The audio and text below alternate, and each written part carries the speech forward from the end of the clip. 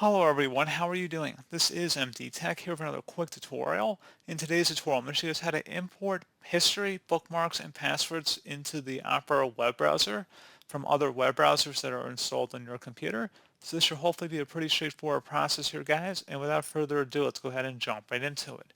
So all I have to do is select the Opera icon up at the top left. Go ahead and left click on that, and then go down and select Settings. Now on the right side, you want to go underneath synchronization, and where it says import bookmarks and settings, go ahead and left click on that.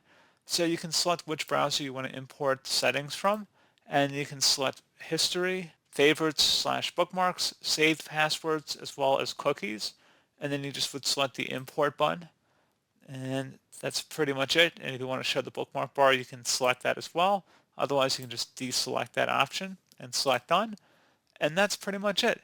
So, as always, thank you guys for watching this brief tutorial. I do hope I was able to help you out, and I do look forward to catching you all in the next tutorial. Goodbye.